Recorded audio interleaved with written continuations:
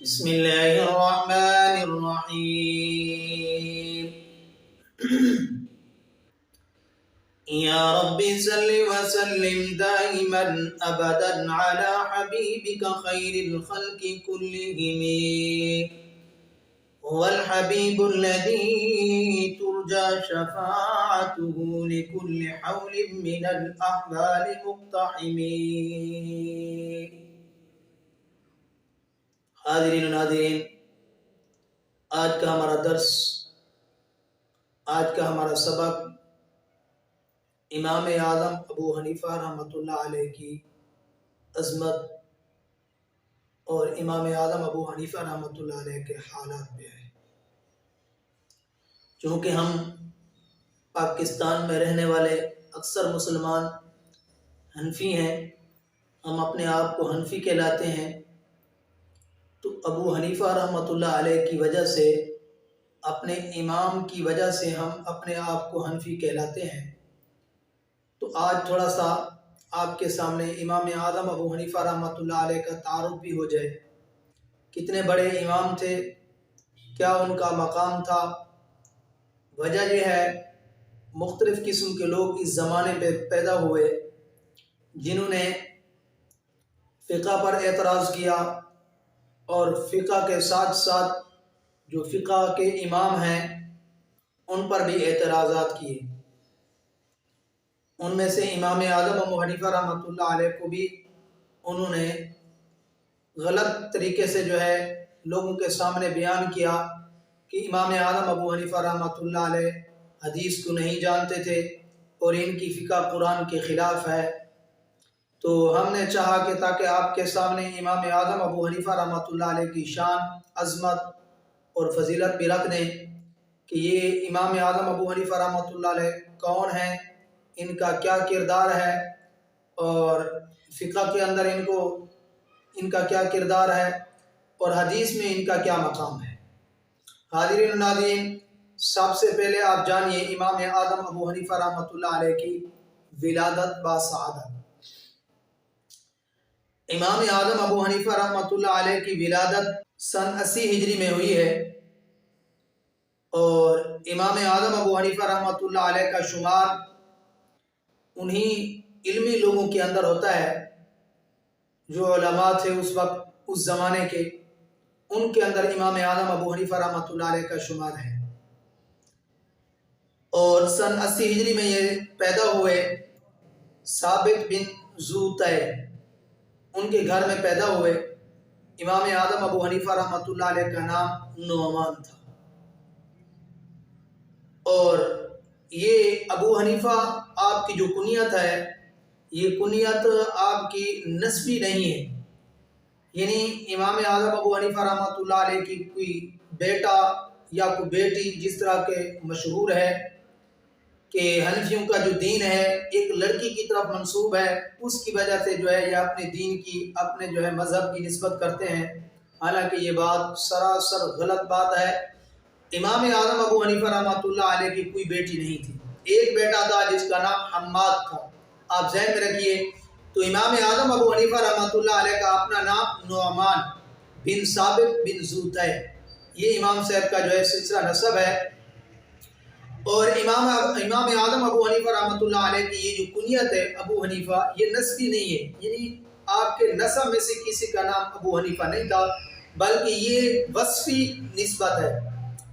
جس طرح کہ حضرت علی رضی اللہ تعالیٰ عنہ کی صفت ہے ابو تراب، اور اسی طرح حضرت ابو ہریرہ رضی اللہ تعالیٰ عنہ، یہ ان کی نسبت ہے، وصفی ہے۔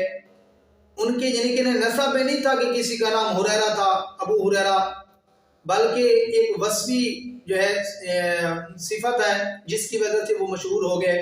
اور اسی طرح حضرت ابو بکر صدیق رضی اللہ تعالیٰ عنہ، حضرت ابو بکر صدیق کی یہ جو نسبت ہے، کنیت ہے، یہ نسبی نہیں ہے، یہ وصفی ہے۔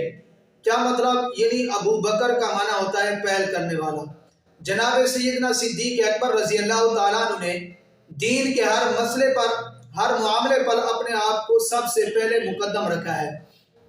اگر ایمان کی باری آئی تو سب سے پہلے سیدنا صدیق اکبر رضی اللہ تعالیٰ عنہ نے کلمہ پڑھا ہے۔ اگر اسی طرح جو ہے مال کی باری آئی تو سب سے پہلے سارا مال جناب سیدنا صدیق اکبر نے پیش کیا ہے۔ ہجرت کی باری آئی تو نبی کے ساتھ سب سے پہلے ہجرت حضرت ابوبکر صدیق نے کی ہے۔ تو اس طرح کی بہت ساری جو ہے نسبتیں ہیں۔ میدان میں آئے تو میدان کارزار میں سب سے پہلے نبی کے بعد میدان میں آنے والے سیدنا صدیق اکبر ہیں۔ غار میں گئے تو غار میں نبی کے بعد سب سے پہلے سیدنا صدیق اکبر ہیں۔ اسی طرح مزار میں آئے، نبی دنیا سے رخصت ہوئے، نبی کے بعد جو سب سے پہلے مزار میں آئے تو وہ سیدنا صدیق اکبر ہیں۔ اسی طرح کہتے ہیں کہ جب قیامت کا دن ہوگا، حوض کوثر میں اللہ کے پاک پیغمبر صلی اللہ علیہ وسلم ہوں گے، تو نبی علیہ السلام کے بعد سب سے پہلے جو حوض کوثر کو ہوگا وہ سیدنا صدیق اکبر ہوں گے۔ یعنی یہ ان کی وصفی جو ہے نسبت ہے، کنیت ہے، ان کے خاندان میں یہ کوئی نام نہیں تھا ابو بکر۔ اسی طرح جناب حضرت امام اعظم ابو حنیفہ رحمۃ اللہ علیہ کی یہ جو نسبت ہے، کنیت ہے ابو حنیفہ، یہ ان کے خاندان میں سے کوئی بندہ نہیں ہے کہ ان کی طرف ان کو منسوب کیا گیا ہو، بلکہ یہ ان کی وصفی ہے کہ ابو حنیفہ کا معنی ہوتا ہے جو ہے یکسوئی دین والا، سیدھے دین والا۔ اب کا ہر جگہ معنی باپ نہیں ہوتا، یہ بھی ذہن میں رکھیے۔ ابو ہریرہ بلیوں والا، بلیوں کا باپ نہیں ہے۔ یعنی سیدنا ابو ہریرہ رضی اللہ تعالیٰ عنہ سردی کا موسم میں بلی اٹھائی ہوئی تھی، اوپر چادر اوڑھی ہوئی تھی، تو نبی علیہ السلام کے ساتھ ملاقات ہوئی تو اندر سے بلی نے آواز دی، تو نبی علیہ السلام نے حضرت ابو ہریرہ کو فرمایا، ابو ہریرہ یا ابا ہریرہ، اے بلیوں والے، ٹھیک ہے نا۔ اسی طرح حضرت علی رضی اللہ تعالیٰ عنہ سوئے ہوئے تھے پٹی پر، تو حضرت نبی علیہ السلام نے حضرت علی رضی اللہ تعالیٰ عنہ کو فرمایا، یا ابا تراب، قوم کھڑے ہو جائے ابو تراب، تو حضرت علی رضی اللہ تعالیٰ عنہ کھڑے ہو گئے۔ تو یہ نسبت ان کی مشہور ہوگی، ابو تراب، کیا مطلب؟ مٹی والے۔ اب مٹی کا باپ تو نہیں ہو سکتا۔ اسی طرح جناب حضرت ابو بکر صدیق، یعنی ابو بکر کا معنی پہل کرنے والا، یہاں بھی ابو کا معنی والا ہے۔ تو اسی طرح امام اعظم ابو حنیفہ، ابو کا معنی یہاں باپ نہیں ہے، ابو کا معنی یہاں والا ہے۔ کیا مطلب؟ یعنی دین حنیف والا، سیدھے دین والا، یکسوئی اختیار کرنے والا۔ بعد نے لکھا ہے کہ سب سے پہلے اس دین کو لکھا امام اعظم ابو حنیفہ نے ہے، تو اس بنیاد پہ آپ کو کہا جاتا ہے ابو حنیفہ، لکھنے والا، ٹھیک ہے۔ تو اس اعتبار سے امام اعظم ابو حنیفہ مشہور ہوئے۔ تو یہ ان کی کنیت جو ہے وصفی ہے، نسبی نہیں ہے۔ تو یہ بات آپ یاد رکھیے کہ امام اعظم ابو حنیفہ کا ایک بیٹا حماد ہے، ان کی کوئی بچی نہیں ہے۔ تو یہ جو نسبت کی جاتی ہے کہ حنفیوں کا دین جو ہے ایک لڑکی کی وجہ سے ہے، یہ غلط بات ہے، سراسر جھوٹ ہے۔ اور دوسری بات، امام اعظم ابو حنیفہ رحمۃ اللہ علیہ کا حلیہ مبارک، امام اعظم ابو حنیفہ رحمۃ اللہ علیہ چونکہ بہت بڑے امام تھے، اور فقہاء کرام نے ان کے اوصاف بھی لکھے ہیں کہ ان کا حلیہ مبارک کیسا تھا، یہ کس طرح کے بندے تھے۔ خطیب بغدادی رحمۃ اللہ علیہ نے لکھا ہے کہ امام اعظم ابو حنیفہ رحمۃ اللہ علیہ عمدہ کپڑے پہنتے تھے، اچھے صفات کے مالک تھے، اور اچھے اخلاق کے مالک تھے، اور بہت ہی اللہ تعالیٰ نے ان کو روک دیا تھا، اور جو ہے خوش لباس اور خوش اخلاق تھے، مسکرا کر جو ہے بولتے، اور بہت اچھی صفات کے مالک تھے۔ اور اسی طرح امام اعظم ابو حنیفہ رحمۃ اللہ علیہ کی بشارت جو ہے ایک حدیث میں بھی ملتی ہے۔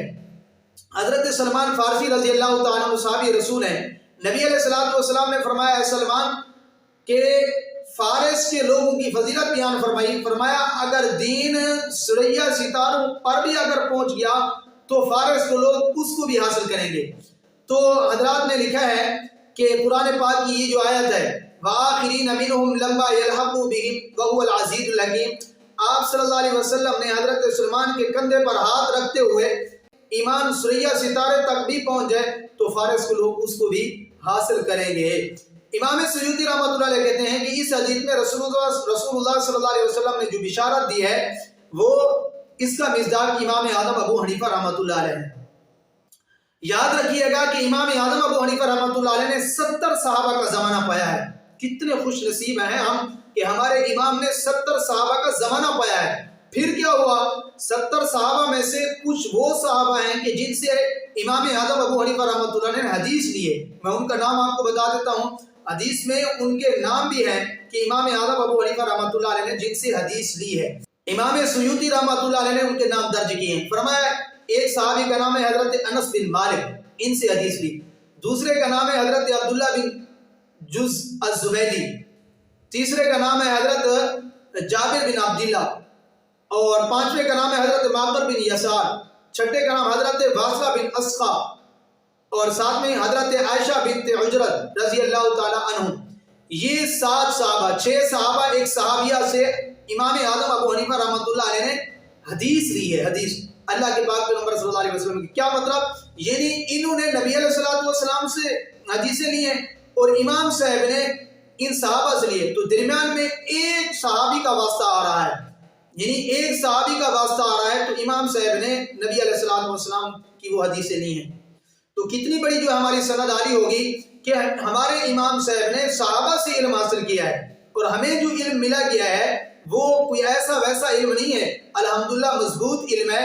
ہمارے امام کا جو علم ہے وہ بہت بڑا شاندار علم ہے کہ ہمارے امام صاحب نے صحابہ کی زیارت بھی کی ہے اور صحابہ سے احادیث بھی لی ہے۔ آپ ذرا دیکھیے امام صاحب کی طرف کہ علم حدیث کے اندر امام صاحب کا کیا مقام ہے۔ امام اعظم ابو حنیفہ رحمۃ اللہ علیہ نے 4000 اساتذہ سے علم حدیث لیا ہے، یعنی حدیث کا علم پڑھنے کے لیے امام اعظم ابو حنیفہ رحمۃ اللہ علیہ نے 4000 اساتذہ سے یہ علم حاصل کیا ہے۔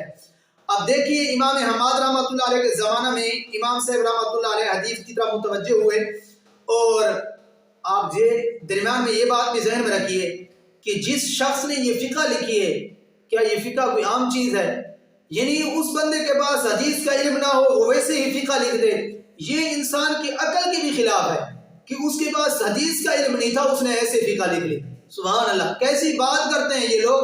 یار افسوس ہوتا ہے ان لوگوں پر کہ جو لوگ امام اعظم ابو حنیفہ رحمۃ اللہ علیہ پر اعتراض کرتے ہیں کہ امام صاحب کے پاس حدیث کا علم نہیں تھا۔ جی سنیے آپ ذرا، امام صاحب رحمۃ اللہ علیہ نے علم حدیث جو حاصل کیا ہے 4000 اساتذہ سے علم حدیث حاصل کیا ہے۔ کوفہ میں کوئی ایسا محدث نہیں بچا کہ جس سے امام اعظم ابو حنیفہ رحمۃ اللہ علیہ نے علم حاصل نہ کیا ہو۔ یعنی کوفہ کے جو بڑے بڑے امام تھے سب سے امام اعظم ابو حنیفہ رحمۃ اللہ علیہ نے علم حدیث حاصل کیا ہے۔ حضرت عطا رحمۃ اللہ علیہ فرماتے ہیں کہ امام اعظم ابو حنیفہ رحمۃ اللہ علیہ علم حدیث حاصل کرنے کے لیے مکہ مکرمہ کا سفر کیا۔ مکہ مکرمہ کہاں؟ کوفہ اور کہاں مکہ مکرمہ۔ یعنی اتنی علم کی طلب تھی کہ علم حدیث کو لینے کے لیے مکہ مکرمہ امام اعظم ابو حنیفہ رحمۃ اللہ علیہ گئے، اور وہاں حضرت فاروق اعظم رضی اللہ تعالیٰ عنہ کے پوتے تھے حضرت سالم رحمۃ اللہ علیہ، ان سے جو ہے انہوں نے علم حدیث لی ہے۔ کس سے؟ حضرت سالم رحمۃ اللہ علیہ سے امام اعظم ابو حنیفہ رحمۃ اللہ علیہ نے علم حدیث لی ہے۔ اور یہ کون ہے؟ یہ حضرت فاروق اعظم رضی اللہ تعالیٰ عنہ، صحابی رسول، امیر المومنین، خلیفۃ المسلمین اور خلیفہ دوم سیدنا عمر فاروق رضی اللہ تعالیٰ عنہ کے یہ پوتے ہیں حضرت سالم۔ ان سے جو ہے حدیث کا علم امام اعظم ابو حنیفہ رحمۃ اللہ علیہ نے مکہ میں لیا ہے۔